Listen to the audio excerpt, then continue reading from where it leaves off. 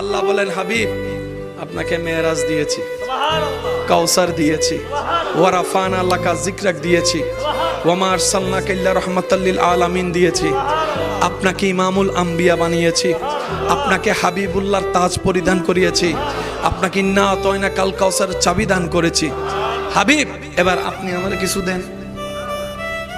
আপনার আমার নবী বলে আল্লাহ আমার আবু বকর তোমার জন্য, আমার ফারুক তোমার জন্য, আমার ওসমান তোমার জন্য, আমার আলী শেখ খুদা তোমার জন্য, আমার হাসানকে তোমাকে দিলাম, আমার হুসাইনকে তোমাকে দিলাম, আমার ফাতেমাকে তোমাকে দিলাম, আমার খাদিজাকে তোমাকে দিলাম, আমার আয়েশাকে তোমাকে দিলাম, আমার উম্মে হানিকে তোমাকে দিলাম, আমার আবু হুরায়রাকে তোমাকে দিলাম, আমার আমির হামজাকে তোমাকে দিলাম।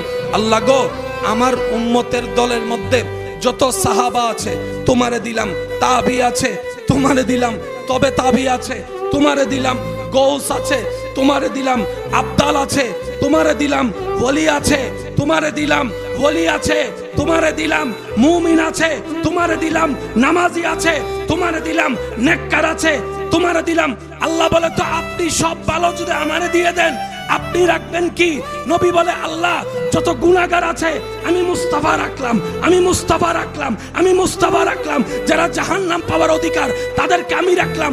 রব বলে হাবিব ভালোগুলা জান্নাতে আমারে দিলেন, জাহান্নামী আপনি রাখলেন কেন? আল্লাহ রাসূল বলে হ্যাঁ আল্লাহ আমার দিকে তাকাই হলো যেন তুমি তাদেরকে হাসরে মাফ করে দাও।